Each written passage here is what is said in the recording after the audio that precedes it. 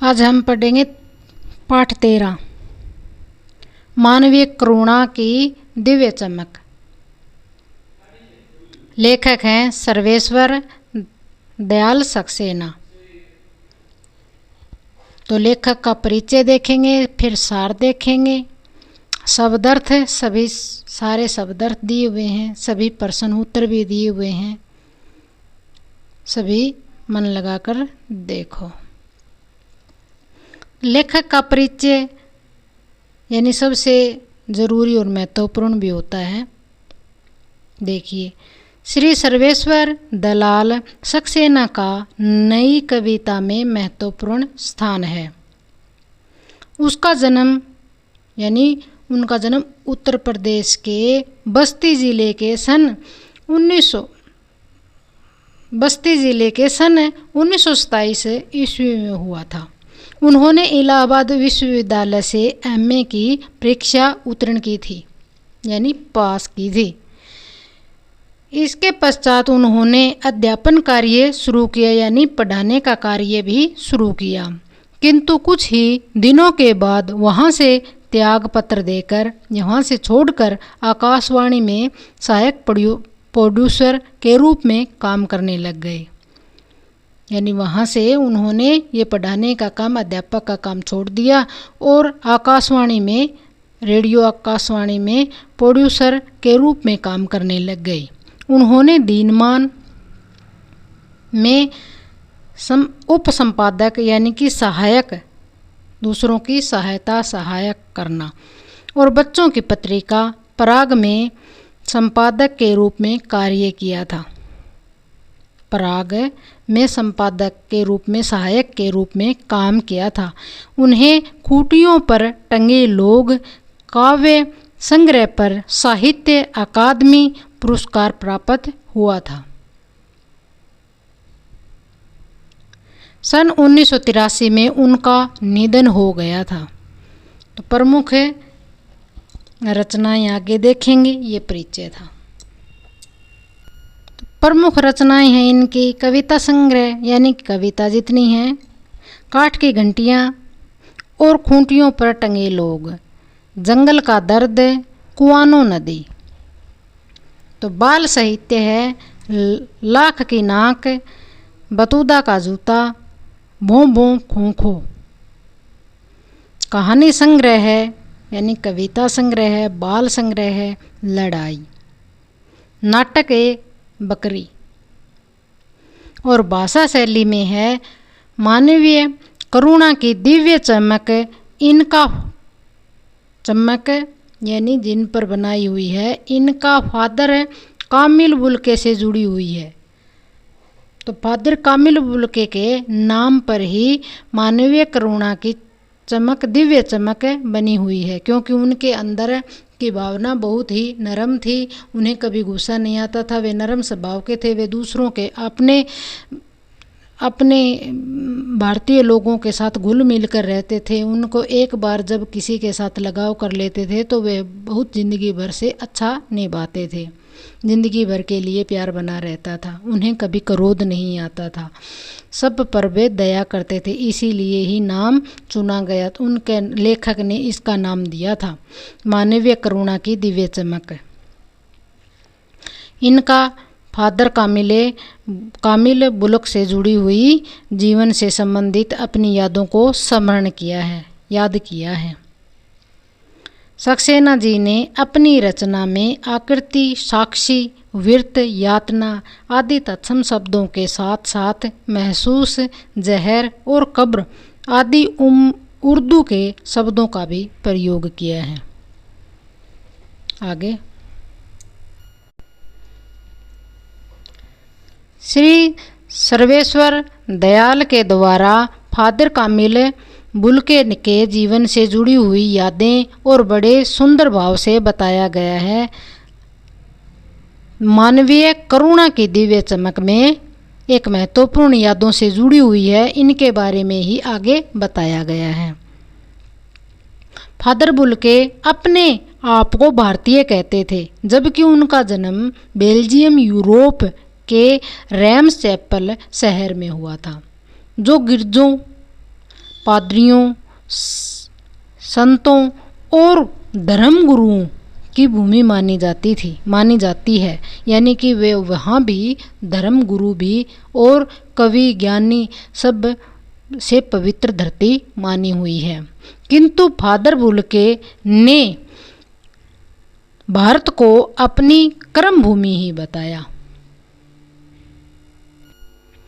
लेकिन father Bulcke ने भारत को ही अपनी कर्म भूमि बताया। वे सन्यासी थे, उन्हें हिंदी भाषा से भी बहुत प्यार था, राम कथा से उनका बहुत लगाव था। फादर कामिल बुल्के के हृदय में दूसरों के लिए बहुत ही प्यार था। ईश्वर में उनकी बहुत श्रद्धा और आस्था भी थी। वे ईश्वर में आस्था और विश्वास भी रखते थे। बीमारी के कारण उनकी मृत्यु से लेखक को बहुत गहरा सदमा पहुंचा, बहुत दुख हुआ। लेखक को बुल्के साहब के साथ 35 वर्षों का साथ जो रहा था, वे उनकी यादों में निराश रहते थे। उनकी बातों में पवित्रता के दर्शन होते थे। उनकी आंखों में एक बड़े भाई का सा प्यार नजर आता था। यानी वे इतने अच्छे थे जो सबके मन को लुभा रहे थे। उनके जाने के बाद भी उनको याद करते थे। निश्चय ही फादर कामिल बुल्के बड़े अच्छे स्वभाव के व्यक्ति थे। जब वे इंजीनियरिंग के अंतिम वर्ष में थे, यानी इंजीनियर की जो पढ़ाई कर रहे थे, अंतिम वर्ष में थे, तो उन्होंने सन्यासी बनने की भी ठान ली थी। उनका पूरा खुशहाल परिवार था, जिसमें माता पिता, 2 भाई, 1 बहन भी थी। भारत आने पर भी वह पत्र व्यवहार चलता रहता था। यानी वे पीछे की जिंदगी को, पीछे के अपने माता पिता को नहीं भूले थे। पत्र व्यवहार से, यानी पत्र लिखते थे, भेजते थे, उनसे संबंध बना रहा था। अपने मित्र रघुवंश को वे सब चिट्ठियों को दिखाते थे। उनके पिता एक व्यवसायी, यानी खरीदना बेचना आदि जो काम होता है वे व्यापार जैसा। एक भाई पादरी, यानी पुजारी करने वाला धर्म गुरु, वह बन गया। दूसरा भाई पिता के साथ व्यवसाय में लग गया था। बहन जिद्दी स्वभाव की थी। माता के प्रति उनका बहुत स्नेह था। भारत आने पर फादर बुल्के ने जिसेट संघ में 2 साल पादरियों के बीच धर्माचार, यानी कि धर्म के आचार, धर्म के जो कार्य की शिक्षा ग्रहण की थी। धर्म यहाँ पर आने पर धर्म का जो भी व्यवहार, धर्म की जो भी कोई शिक्षा थी, उन्हें आकर शिक्षा ग्रहण की थी 2 साल तक। 9 से 10 वर्ष तक दार्जिलिंग में पढ़ाई की थी। उन्होंने कलकत्ता से बीए की परीक्षा पास की थी तथा इलाहाबाद से एमए बीए भी की परीक्षा पास की थी। इलाहाबाद में एमए राम कथा उत्पत्ति और विकास पर उन्होंने सन 1950 में इलाहाबाद से ही शोध प्रबंध पूरा किया था। यानी जो खोज निकाली थी उन्होंने, राम कथा के बारे में उन्होंने खोज निकाली थी। शोध प्रबंध यानी कि खोजी हुई चीज़, यानी खोज करने की वस्तु पूरा किया था उन्होंने। 1950 में यही पूरा किया था, राम कथा। परिमल में उनके अध्याय पढ़े गए थे। उन्होंने मातृलिंग के प्रसिद्ध नाटक ब्लू बर्ड का नील पक्षी के नाम से अनुवाद भी किया। यानी उनका नाटक जो नील पक्षी के नाम से अनुवाद हुआ था। बाद में वे सेंट जेवियर्स कॉलेज रांची में हिंदी और संस्कृत बाद में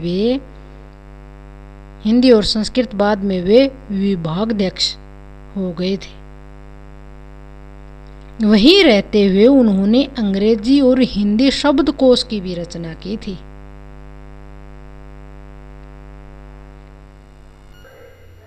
यानी उन्हें इंग्लिश से, अंग्रेजी से हिंदी में शब्द जो सीखने थे तो शब्द कोश की रचना भी की थी, ताकि उन्हें हिंदी समझ सके, हिंदी पढ़ सके। वे 47 वर्ष तक इस देश में रहे, 73 वर्ष की आयु तक ही जीवित रहे।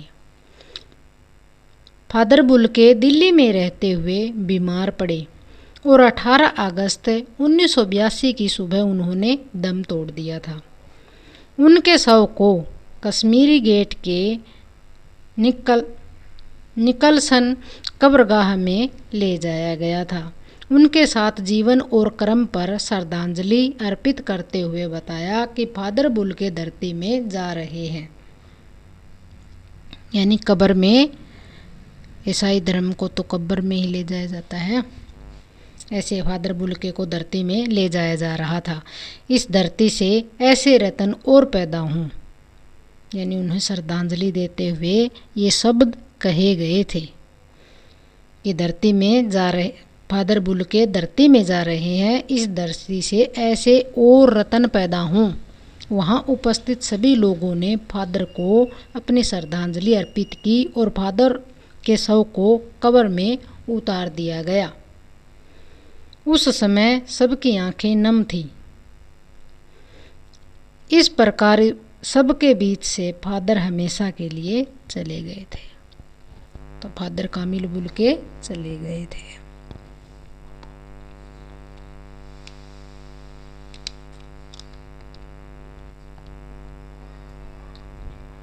फादर छायादार, फलदार, सुगंध से भरा, सबसे अलग, सबका होकर सबसे ऊंचाई पर मानवीय करुणा की दिव्य चमक में लहराता खड़ा है। यानी सबके साथ खड़ा है, मानवीय करुणा की दिव्य चमक में भी दिखाई देता है। उनकी यादें जुड़ी हुई है। उनकी यादें लेखक के मन में सदा बनी रहेंगी। यानी लेखक ने उनका मानवीय करुणा की दिव्य चमक में सारी यादें करके दुनिया में उनकी यादें फैला दी हैं और सभी को याद करने का अवसर मिलेगा और सभी याद करके अपने दिल में बसाए रखेंगे। उनकी करुणा, उनकी भलाई, दया सब ही याद करते हैं लोग। वे बहुत अच्छे थे। अब देखेंगे शब्दार्थ। शब्दार्थ देखिए, मानवीय करुणा यानी मनुष्य के मन में उत्पन्न होने वाली दया। करुणा तो दया होता है, मनुष्य, मानवीय मनुष्य के मन में।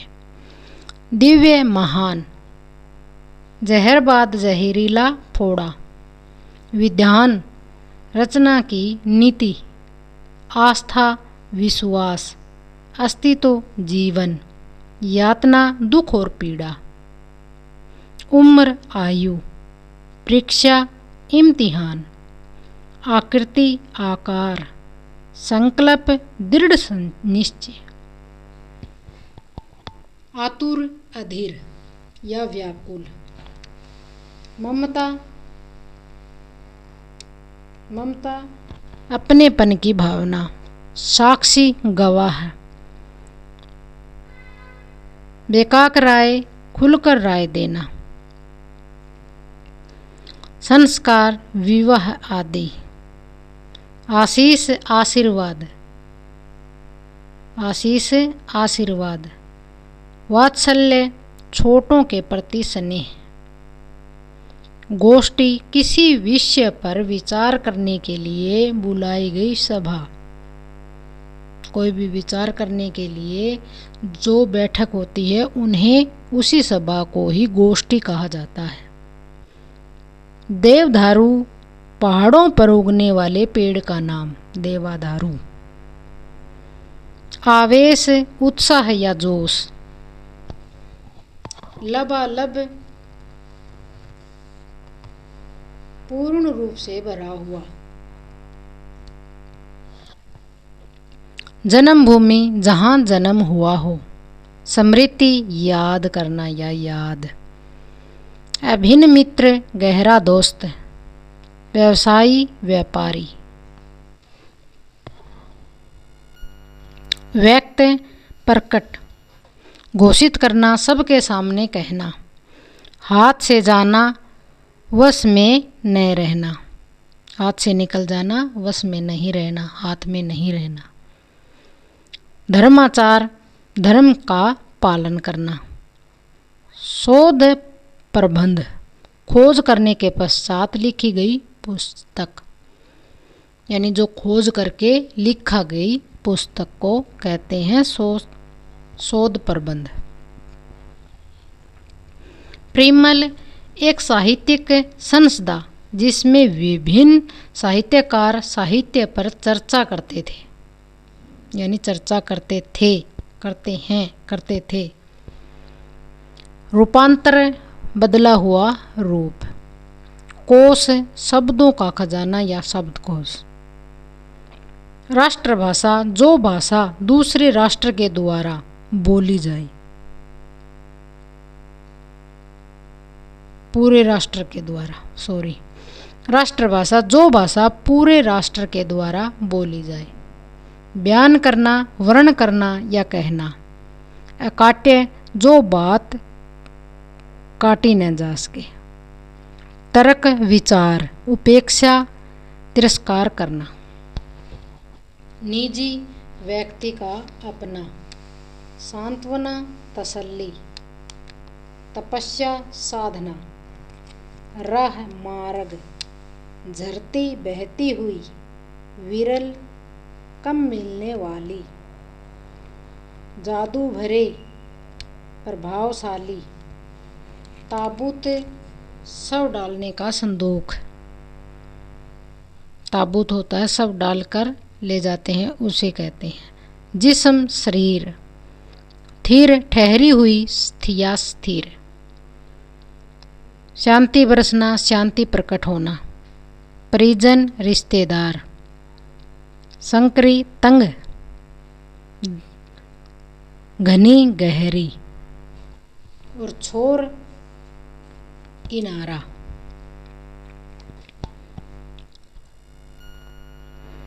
कब्रगाह, यानी कि कब्रिस्तान में कब्रगाह, जहाँ मुर्दों को दफनाया जाता हो।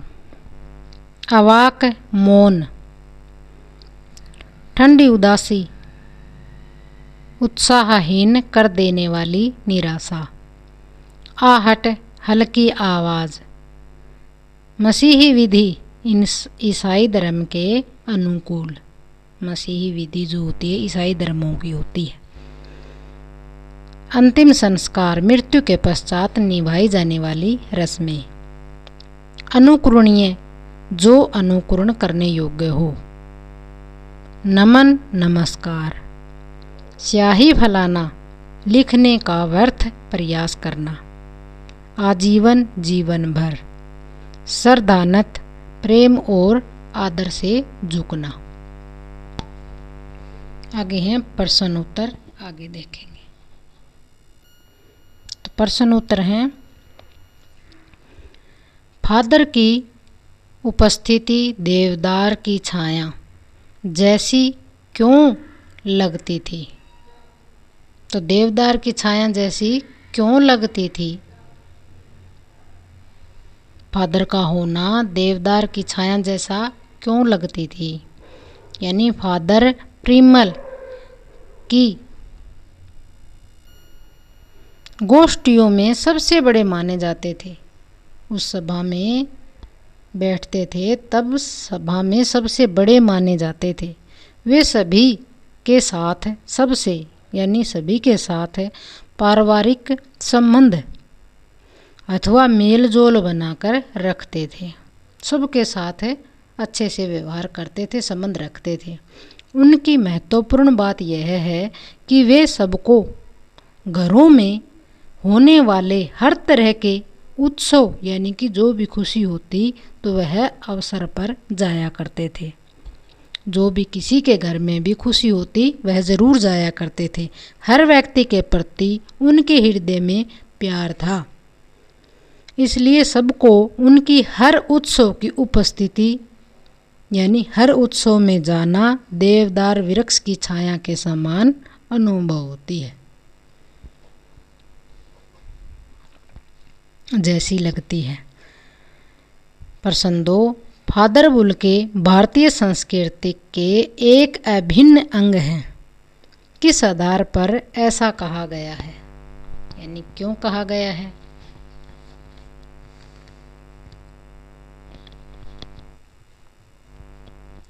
तो फादर बुल्के बेल्जियम के रहने वाले थे। उन्हें सन्यासी बनकर भारत में आकर रहने का निर्णय लिया था। भारत आकर उन्होंने भारतीय संस्कृति को गहराई से समझा। हमारी संस्कृति को उन्होंने बहुत अच्छी तरह से गहराई से समझा। ईसाई धर्म से संबंधित होते हुए भी ईसाई धर्म के जो वे थे, उन्हें वे होते हुए भी हमारी संस्कृति को गहराई से समझना। उन्होंने हिंदी भाषा को भी सीखा और पढ़ा। इतना ही नहीं, उन्होंने रामायण विषय को लेकर शोध प्रबंध यानी लिखी गई पुस्तक खोजी। जो लिखी हुई पुस्तक को रामायण पढ़ने के लिए, रामायण को देखने के लिए या रामायण के रचयिता को देखने के लिए उन्हें लिखी गई पुस्तक को खोजी, उसके विषय में पढ़ा लिखा। जो रामायण के बारे में उन्हें बहुत प्रेम था। इससे उनके भारतीय संस्कृति के प्रति अधिक लगाव का पता चलता है। यानी खोज करना, इतनी लगन करके रामायण का विषय खोज करना, उसके बारे में जानना, हिंदी सीखना, तो ऐसा ही लगता है कि हमारे प्रति लगाव का पता चलता है। जब तक राम कथा रहेगी तब तक उस विदेशी सन्यासी को राम कथा के लिए आदर के साथ याद किया जाएगा। इसी आधार पर ही लेखक ने उसे भारतीय संस्कृति का अभिन्न अंग कहा है। राम कथा के लिए उन्होंने खोजी गई पुस्तक को, रामायण को बहुत अच्छे से जाना, बहुत अच्छे से जान करके खोजी गई पुस्तक को बहुत अच्छे से जान करके उनका एक सम्मान किया था। दूसरे धर्म में आकर उन्होंने बहुत बड़ी महानता दिखाई थी। प्रश्न है 3, पाठ में आए उन प्रसंगों का उल्लेख कीजिए जिनसे फादर बुल्के का हिंदी प्रेम प्रकट होता है। तो फादर बुल्के बेल्जियम के रहने वाले थे, यानी यहाँ बुल्के आएगा, यहाँ पे बेल्जियम के रहने वाले थे। वे एक सन्यासी के रूप में भारत में आए थे। तो यहाँ आकर उन्होंने हिंदी का अच्छा ज्ञान प्राप्त किया था। फादर बुल्के ने मातृलिंग यानी माता पिता के लिंक द्वारा रचे गए सबसे प्रसिद्ध नाटक ब्लू वर्ड का नील पंक्षी, जो उनका नाटक था प्रसिद्ध, सबसे प्रसिद्ध नाटक था ब्लू वर्ड का, तो नील पंक्षी के नाम से हिंदी में अनुवाद किया था। उन्होंने धार्मिक ग्रंथ बाइबल का अनुवाद भी हिंदी में किया था। उन्होंने जो लिखी गई पुस्तक, खोजी गई पुस्तक हिंदी में थी, जिसमें से कुछ अध्याय परिमल में पढ़े गए थे। जो भी उन्होंने खोजी थी पुस्तक, उनके परिमल में अध्याय भी पढ़े गए थे। वे सदा हिंदी भाषा को राष्ट्रभाषा का दर्जा दिलाने की चिंता में ही रहते थे। यानी हमारी भाषा हिंदी भाषा को राष्ट्रभाषा का दर्जा दिलाने की पूरी कोशिश थी उनकी वे चिंता में ही रहते थे।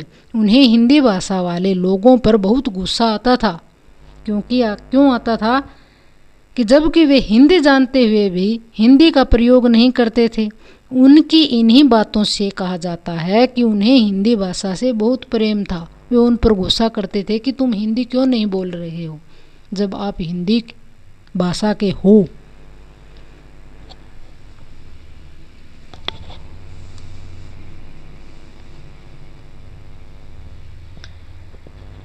इस पाठ के आधार पर फादर कामिल बुल्के की जो भी छवि उभरती है उन्हें अपने शब्दों में लिखें या लिखिए। क्या छवि थी उनकी? तो फादर कामिल बुल्के विदेशी होते हुए भी मन से भारतीय थे।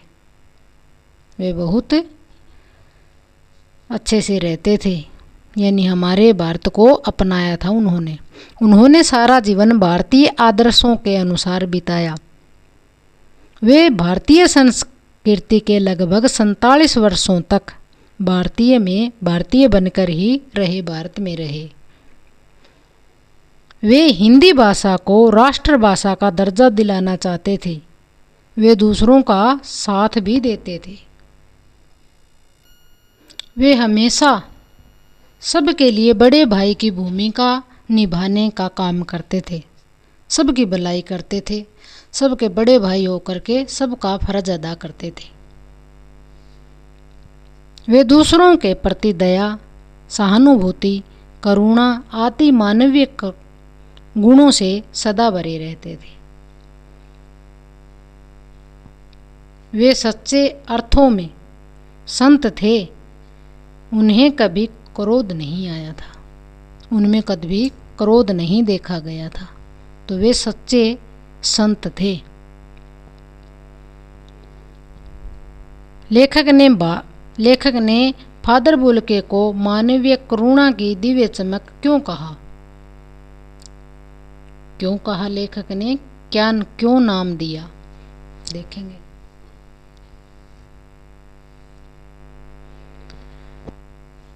फादर कामिल बुल्के के हृदय में हर दुखी व्यक्ति के लिए भलाई थी। दया का भाव भी रखते थे। वे एक बार जिसके साथ भी रिश्ता बना लेते वे जीवन भर निभाते थे।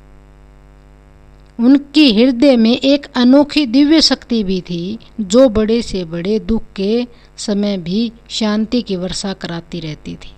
जो भी किसी को दुख होता तो वहाँ जाकर के शांति की वर्षा करते, यानी कि शांति दिलाते,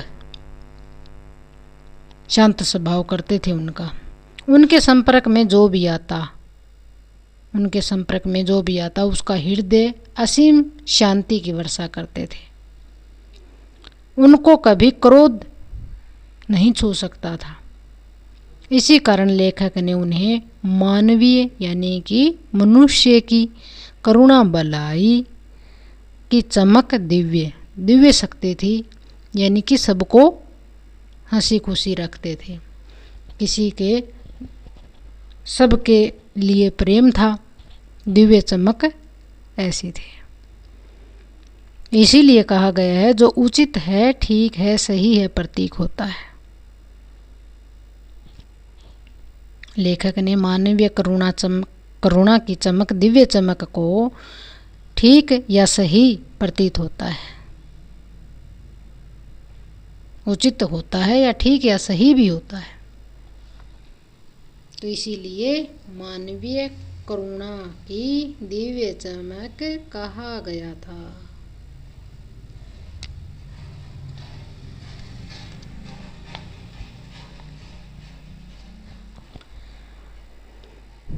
फादर बुल्के ने सन्यासी की परंपरागत छवि से अलग एक नई छवि प्रस्तुत की है। कैसे?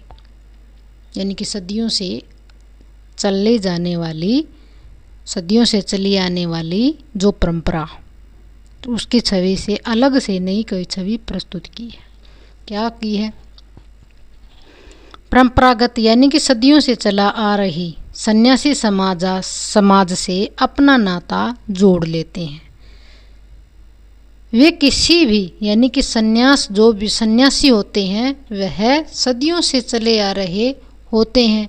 उन्हीं की ही सदियों से चली आ रही जो पीढ़ी होती है वही पीढ़ी चलती है।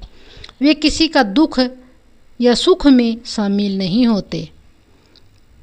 वे सदा अपनी भक्ति में ही लीन रहते हैं और ईश्वर की प्राप्ति के लिए सभी सुख की यानी कि अनुभव का करते रहते हैं। अनुभूति यानी अनुभव और बोध करते रहते हैं।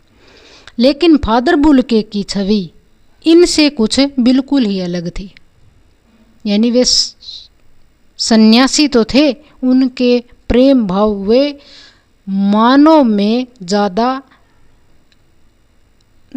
मानव से ज़्यादा लगाव करते थे। उन्हें उनकी चिंता सताती थी। वे और सन्यासी समाज की तरह नहीं थे जो किसी के दुख दर्द में न सहायता कर सके। वे एक बार किसी के रिश्ता जब बना लेते थे तो जीवन भर साथ देते थे, उनकी परवाह करते थे। फादर बुल्के भारत में रहते हुए भी अपने परिवार की चिंता करते थे और उन्हें पत्र भी लिखते थे। अपने परिवार के प्रति उन्हें प्यार था और वे पत्र भी लिखते थे। जब भी वे दिल्ली आते तो लेखक के घर जरूर जाते थे। लेखक के घर तो जरूर जाया करते, चाहे उसको कितना भी कष्ट क्यों न उठाना पड़े।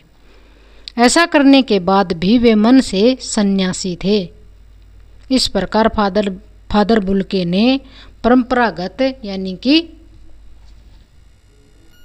यानी जो सदियों से चली आ रही थी उस परंपरा को न निभाते हुए हटकर एक नई छवि पेश की थी। हास्य स्पष्ट कीजिए। नम आँखों को गिनना स्याही फैलाना है।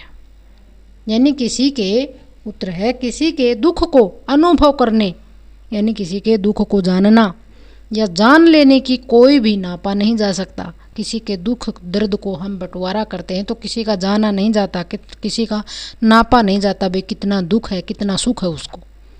जिस प्रकार बिखरी स्याही को इकट्ठा करते समय वह अधिक फैल जाती है तो उसी प्रकार कौन कितना दुखी है यह नहीं जान पाता, यह जानना नहीं जा सकता। फादर को याद करना एक उदास शांत संगीत को सुनने जैसा है। तो जिस प्रकार उदास शांत संगीत को सुनकर व्यक्ति तन्हाइयों में डूब जाता है, उसी प्रकार अकेलापन या एकांत में डूब जाता है। उसी प्रकार फादर को याद करके उनके साथ बिताए गए सुख के पल और उनके बोलचाल वाले भाव को याद करके मन में एक शांति का भाव सा अकेलापन सा होता है, दुख होता है। अकेलापन का भाव याद आता है, अकेलापन सा दिखाई देता है। उनकी बातों को याद करके अकेलापन सा महसूस होता है। इसलिए यही कहना उचित है कि फादर बुल्के को याद करना एक उदास संगीत को सुनने जैसा है। रचना और अभिव्यक्ति प्रश्न है 8। आपके विचार से बुल्के ने भारत आने का मन क्यों बनाया होगा? तो फादर बुल्के बेल्जियम के रहने वाले थे। जब वे इंजीनियर के अंतिम वर्ष के छात्र थे तब उन्होंने संन्यास लेने का फैसला लिया था। उन्होंने सन्यासी बनकर भारत में जीवन बिताने का फैसला लिया। यानी उन्होंने सन्यासी बनकर भारत में जीवन बिताने का फैसला लिया होगा क्योंकि उन्होंने भारत के बारे में सुन रखा था। हमारे अनुमान से तो ऐसा ही लग रहा है कि उन्हें सुना हुआ था, भारत के बारे में सुना हुआ था कि वह साधुओं संतों और ऋषि मुनियों की भूमि है, इसलिए यहाँ सच्चा ज्ञान मिल सकता है। इसलिए उन्होंने बेल्जियम से भारत आने का फैसला लिया होगा। हम तो यही अनुमान लगा सकते हैं। बहुत सुंदर है मेरी जन्मभूमि, रैम्स चैपल। इस पंक्ति में फादर बुल्के की अपनी जन्मभूमि के प्रति कौन सी भावनाएं अभिव्यक्त होती हैं? आप अपनी जन्मभूमि के बारे में क्या सोचते हैं? तो बहुत सुंदर है मेरी जन्मभूमि, यानी फादर बुल्के की जन्मभूमि रैम्स-चैपल बहुत सुंदर है। हम हमारी जन्मभूमि के बारे में क्या कह सकते हैं? ये देखें, फादर कामिल बुल्के की इस पंक्ति से उसके मन में जन्मभूमि के लिए जो प्यार था वह साबित भी हुआ था।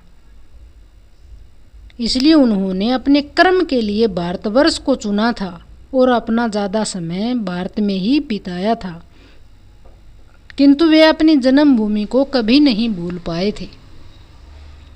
वे हर दिन अपने परिवार वालों से सुख दुख को जानने के लिए पत्र लिखते थे, रैम्स-चैपल नगर का याद करते थे, उसके हृदय में जो बसी हुई थी।